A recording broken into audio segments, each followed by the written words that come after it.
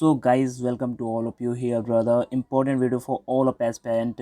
Lucent crash course का यहाँ पे पार्ट 4-5 होने वाला है। आई थिंक पार्ट 5 है, ठीक है। और इससे पहले वाले अगर पार्ट नहीं किए कर लोगे तो आपको हेल्प मिलेगा, नहीं करोगे आपको कोई दिक्कत नहीं होने वाला। फिर भी जो मैंने बताया वो आपके लिए काफ़ी इंपॉर्टेंट था, अगर कर लिया है अच्छी बात है, ऑल द बेस्ट।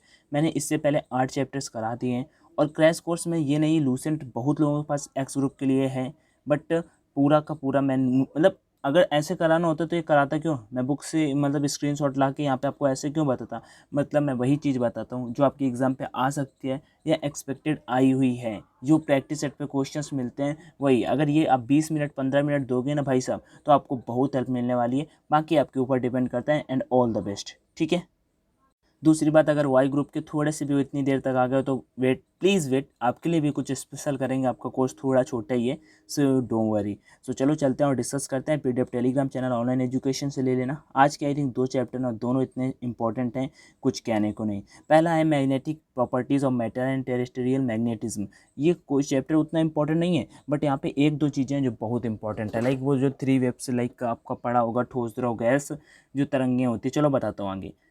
चुंबकीय प्रेरण क्या एग्जाम पे आ सकता है? कभी नहीं आएगा, ना इसके बारे में आपको पढ़ने की नीड है। चुंबकीय क्षेत्र, मैग्नेटिज्म फील्ड, ठीक है।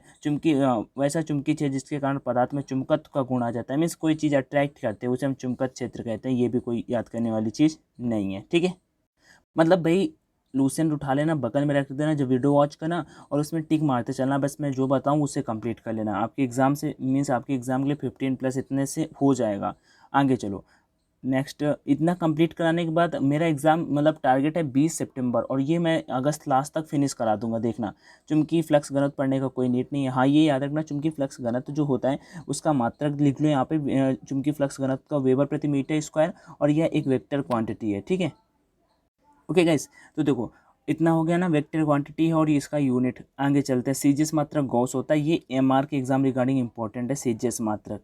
आगे चलते हैं, चुंबकन तीव्रता। देखो एमआर का एग्जाम भी दोगे ना तो वहाँ पे भी इस मतलब आ जाएगा ऐसा क्वेश्चन, क्योंकि वहाँ पे साइंस आता है ना।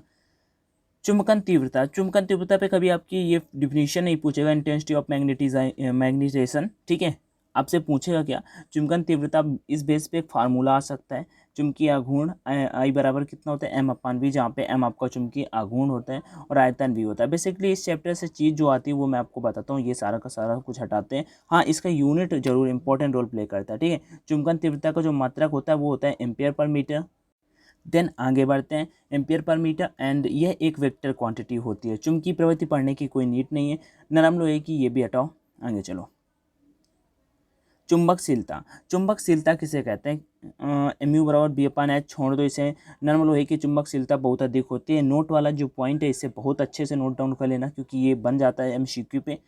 तो नरम मतलब किसकी चुंबकशीलता सबसे अधिक होती है, तो जो नरम लोहा होता है उसकी चुंबकशीलता वो जो होती है वो सबसे अधिक होती है, ठीक है। देन अगले मीन्स अगले की ओर बढ़ते हैं। अभी 3 चीज़ें मुझे आपको बतानी है, प्रतिचुंबकी, लव चुंबकी और अनुचुंबकी। ये तीनों की तीनों भाई साहब कंप्लीट करनी है, इनके एग्जाम्पल्स कंप्लीट करने हैं जो हमेशा पूछे जाते हैं आपके एग्जाम पे। पूरे चैप्टर में कुछ मत पढ़ो, μ0 का मान तो वो अभी चुंबकीय क्षेत्र वाला चैप्टर आ गया, वहाँ पे बात कर लेंगे। वैसे ये भी हेनरी पर मीटर इसका यूनिट इंपॉर्टेंट होता है, बट यहाँ पे बता दूं मेन चीज़ें जो इस चैप्टर पे हैं वो केवल 3 है, प्रतिचुंबकी, अनुचुंबकी और लव चुंबकी। एग्जाम्पल पे इनका थ्योरी नहीं पूछा जाता है, मैं बता दूं ये थ्योरी नहीं पूछा जाता है, बस इनके यूनिट ये पूछे जाते हैं। ये जो एग्जाम्पल दिए हुए हैं ना, जैसे कि दे देगा आपको बिस्मत, इधर से ले लेगा O2 मीन्स Mn, और इधर से दे देगा Fe, पूछ देगा इनमें से लव चुंबकी कौन सा है, तो ऐसा बताना होता है, ठीक है।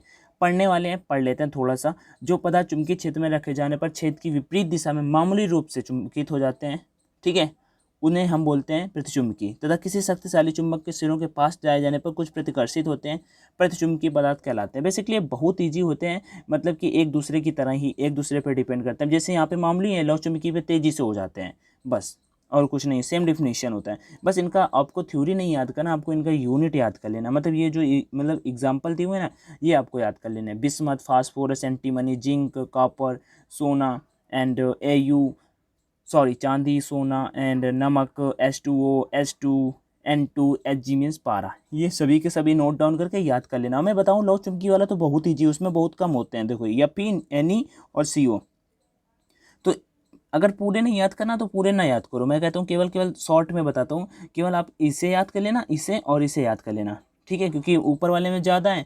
तो फिर जब कभी एग्जाम पे आएगा तो अगर इनमें से मैंने लास्ट टाइम जब ये क्वेश्चन आया हुआ है, बेसिकली एग्जाम पे आया हुआ है, तो मैं बता दूं जब एग्जाम पे क्वेश्चन आता है ना, तो या मैंने इन्हें मतलब देखा कि अरे यार ये तो लौ चुमकी वाले हैं, तो मान लो दो भी नहीं आते तो भी 50% पे नहीं 25% केवल अगेंस्ट में होता है, बाकी 75% आपके फेवर में होता है। जो बिल्कुल नहीं प्रिपरेशन में उनके फेवर में ऐसे कुछ बोल रहा हूँ, ठीक है, बट डैम श्योर आप इन्हें कंप्लीट कर लेना, काफ़ी इंपॉर्टेंट है तीनों के तीनों, ठीक है। Fe, Ni और CO, ठीक है, लोहा कोबाल्ट निकिल लौ चुंबकीय होते हैं।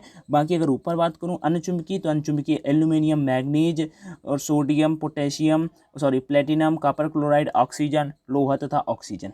ओके, देन नेक्स्ट उसके बाद यहाँ पे देखो प्रतिचुंबकीय, अनुचुंबकीय और लौ चुंबकीय तीनों के बारे में लिखा हुआ है, ठीक है। अगर आपको इनके बारे में कुछ नहीं पता कोई बात नहीं, जो प्रतिचुंबकीय पदार्थ होते हैं ठोस द्रव गैस तीनों में पाए जाते हैं, तथा ये अनुचुंबकीय भी ठोस द्रव गैस तीनों में पाए जाते हैं।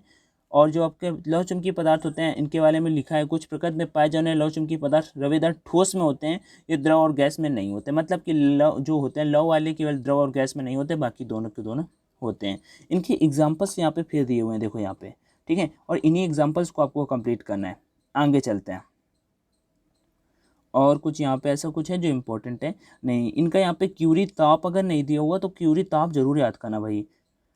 हाँ, इससे क्वेश्चन बनता है न्यूमेरिकल बनता है। नृत्य कोण, जैसे नृत्य कोण दिक्पात कोण दो होते हैं, इनका सीधा सीधा डिफिनेशन बेस पे पूछ लेता है क्वेश्चन, मैंने बहुत बार देखा है प्रैक्टिस सेट्स वगैरह में। दिक्पात कोण, ये देखो किसी स्थान पर चुंबकीय यामोत्तर तथा भौगोलिक यामोत्तर के बीच बने न्यून कोण ही उसका दिक्पात कोण कहलाता है। ये 12th में भी था, उसी 12th का तो है, मान लो सिलेबस वही चैप्टर से अपने, तो है क्या यहाँ पे दिक्पात कोण क्या होता है। दिक्पात कोण मतलब कि किसी चुंबकीय यामोत्तर तथा भौगोलिक यामोत्तर के बीच बने कोण को, एंगल को हम दिक्पात कोण, एंगल ऑफ डिक्लिनेशन कहते हैं।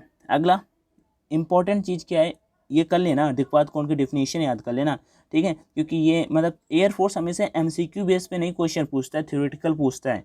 20+20 तक क्वेश्चन आपके थ्योरेटिकल होते हैं, बाकी 20 नहीं कहूँगा 18 थ्योरेटिकल होते हैं। 4 to 5 मैं कह सकता हूँ, 4 क्वेश्चन आपके मैक्सिमम 4 क्वेश्चन आपके बिल्कुल MCQ बिल्कुल ईजी टाइप के, और 3 to 4 क्वेश्चन आपके जो होते हैं वो न्यूमेरिकल बेस पे होते हैं। आगे अगला क्वेश्चन है नति कोण, स्वतंत्रता पूर्वक लटकाई गई चुंबकीय सुई 36 के साथ जो कोण बनाती है वह नति कोण कहलाता है। ये भी कंप्लीट कर लेना।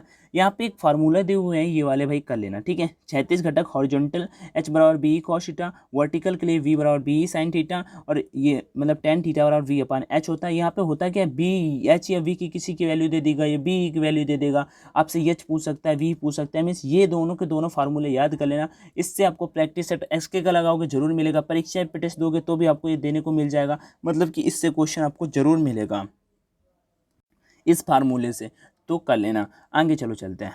चुंबकन का SI मात्रक एम्पियर पर मीटर होता है, मैंने पहले ही बताया था। एक प्रबल विद्युत चुम्बकी बनाने के लिए कौन सी वस्तु अधिक उपयोगी होती है, नरम लोहा। मैंने बोला ना सबसे अच्छा मतलब चुंबकशीलता किसकी होती है, नरम लोहे की होती है। अगला क्वेश्चन, निम्न में किस वस्तु की चुंबकीय प्रवृत्ति, ठीक है, एक से कम और ऋणात्मक होती है, वो किसकी होती है, डायमैग्नेटिक की। भाई साहब ये क्वेश्चन आया हुआ है, मैं बता दूं क्यों आया हुआ, क्योंकि मैंने यहाँ पे लिख रखा है और यहाँ पे लिख रखा है, इसका मतलब जब आया होगा तो मैंने साइड पे नहीं, क्योंकि मैं जो भी होता है देखो सभी पे यहाँ पे किया है, मतलब कि ये क्वेश्चन कुछ ना कुछ डिफरेंट था इस क्वेश्चन में, जब मैंने ये चैप्टर पढ़े था तभी। लोहे का परमाणु है Fe किसका था, लौ चुंबकी का ना। अनचुंबकीय पदार्थों की प्रवृत्ति होती है स्थिर, ये कोई इतना इंपॉर्टेंट नहीं है, बट ऊपर वाला अच्छा क्वेश्चन था।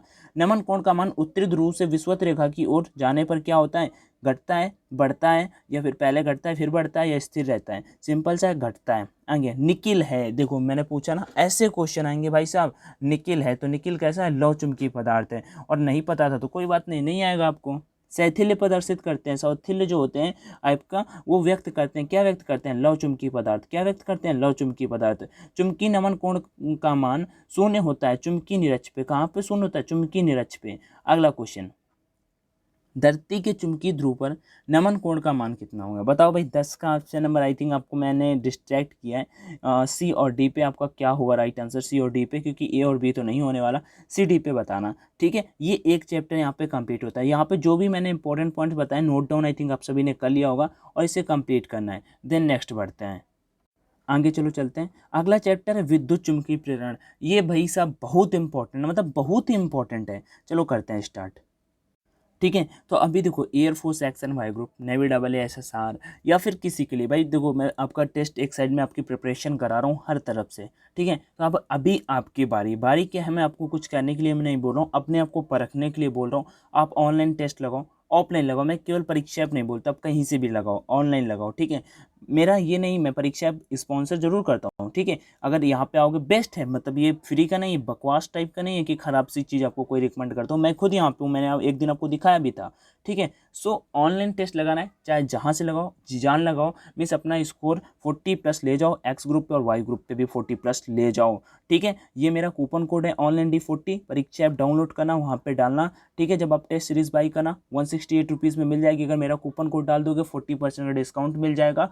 और उसके बाद आप इसे जब लगाओगे 30-35 टेस्ट तक मिल जाते हैं भाई, इतना तो ऑफलाइन पे नहीं मिलता है। 130 रुपीज़ में 20 प्रैक्टिस सेट मिलते हैं केवल एक लैंग्वेज में, ना टाइम चलता है ना कुछ होता है।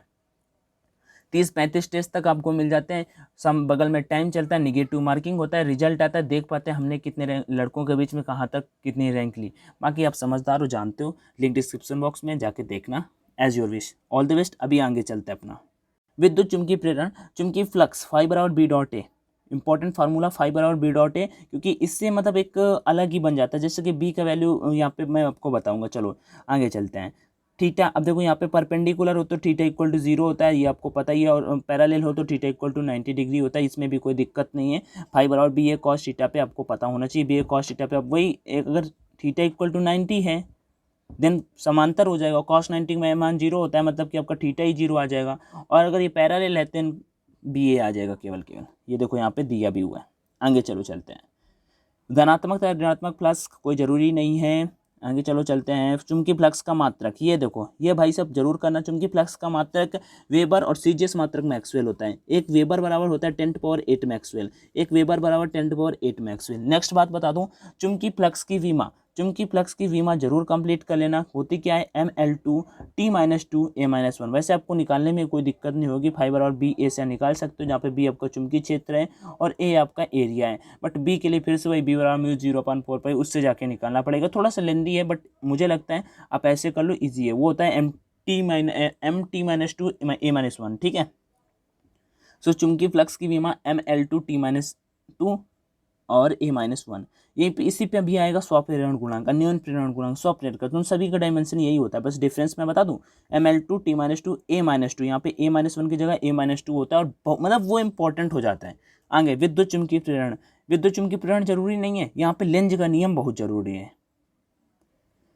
हटाओ विद्युत चुम्बकीय प्रेरण के फैराडे के नियम, ये देखो फैराडे के नियम प्रीवियस टाइम एग्जाम पे आस किया था, डैम्स मतलब पक्का, मतलब मुझे अच्छे से याद है कि एग्जाम पे आस किया था, ठीक है। मैंने इधर क्या एक्सिस कॉलेज कानपुर उस पर पेपर दिया था एयरफोर्स का, तो उसमें मुझे याद है, आज अभी भी अच्छे से याद है, ठीक है। ये किसी प्रैक्टिस पे भी मैंने लगाया है। तो अभी क्या करोगे आप, कैसे करोगे, विद्युत चुम्बकीय प्रेरण के फैराडे के नियम। पहला नियम क्या है, पहला नियम उतना इंपॉर्टेंट नहीं है, दूसरा नियम इंपॉर्टेंट, पढ़ लेते हैं बट दोनों।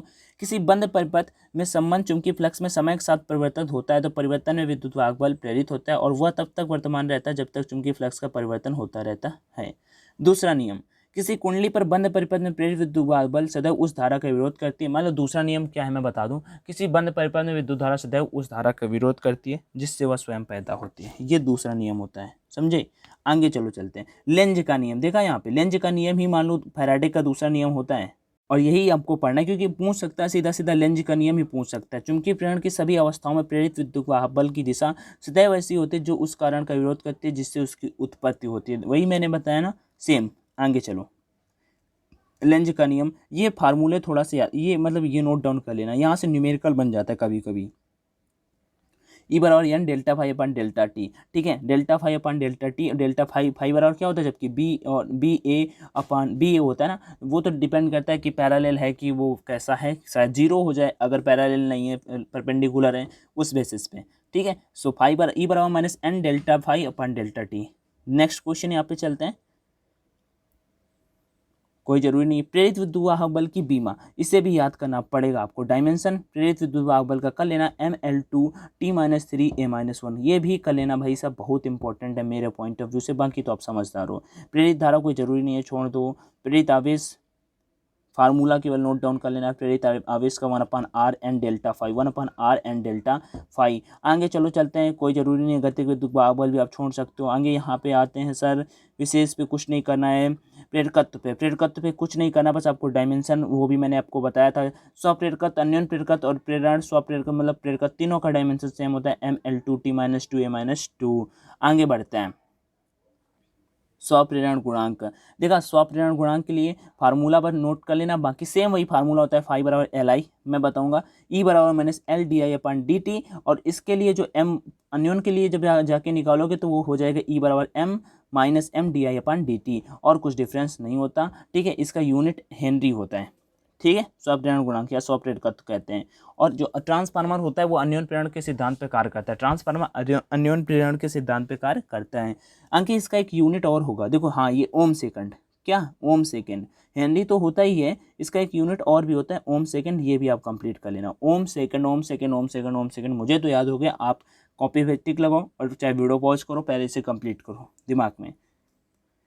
और उसके बाद ये आप कुछ नहीं, हाँ, किसी कुंडली में संचित ऊर्जा इस बेसिस पे, इससे भाई ये चैप्टर काफ़ी इंपॉर्टेंट है। यू बराबर हाफ Li(0)Li², ठीक है, यू बराबर half Li²। Then next question की ओर बढ़ते हैं, अन्योन्य प्रेरकत्व में देखो यहाँ पे दिया हुआ है, ट्रांसफार्मर जो होता है वो प्रेरण कुंडली अन्योन्य प्रेरण के सिद्धांत पर आधारित होता है। प्रेरण कुंडली निम्न डीसी वोल्टेज को उच्च डीसी वोल्टेज में बदलता है। आगे अन्योन्य प्रेरण गुणांक के लिए मैंने पहले ही आपको बता दिया, ई बराबर minus M D I upon D T. ये थ्योरी व्यूरी आपसे नहीं पूछेगा, इतना सब कुछ बवाल करने का कोई नीड ही नहीं है। तीन चार वैल्यू दी जाएंगी यहाँ पे, D I upon D T का अलग दे देगा, ई का वैल्यू अलग दे देगा, अन्योन्य प्रेरण पूछ लेगा, या ई का वैल्यू दे देगा, प्रेरित विद्युत वाहक बल एम से पूछ लेगा। ठीक है, किसी एक का पूछेगा तो आप निकाल पाओगे, इसलिए कोई दिक्कत नहीं होगा। आगे चलो चलते हैं, कोई दिक्कत नहीं, ये वाला छोड़ो, बस यहाँ पे इतना ही था। अभी एमसीक्यू पे आते हैं, विद्युत चुम्बकीय प्रेरण की घटना के आविष्कारक कौन थे? फैराडे थे। लेंज का नियम ऊर्जा संरक्षण के सिद्धांत पे कार्य करता है, या भाई energy neither created nor be destroyed, it can be converted into one place to another place. Dynamo कार्य करता है, डायनमो विद्युत चुम्बकीय प्रेरण पे कार्य करता है। स्वप्रेरकत्व का ऐसा ही मात्रक हेनरी होता है। वैसे क्या निकाला था? ओम सेकंड का निकाला था, ओम सेकंड निकाला था।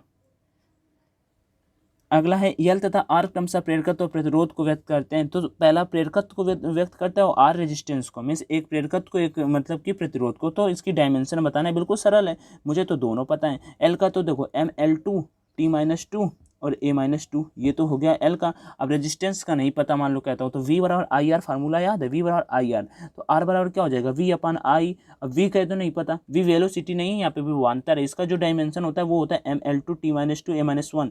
इसी बेसिस पे जाके करोगे, आई बराबर, अब आई तो धारा होता है तो ये आ जाएगा। ठीक है, सो ऑप्शन नंबर यहाँ पे राइट कौन सा होगा? बी। अगला, एक चुंबक एक बंद चालक के निकट स्थित है, चालक में धारा उत्पन्न की जा सकती है चालक और चुंबक के बीच आपेक्षिक गति से। ठीक है, आपस में आपेक्षिक गति करा दी जाए चालक और चुंबक के बीच में, तो उनके बीच में जो होगी धारा वो उत्पन्न की जा सकती है।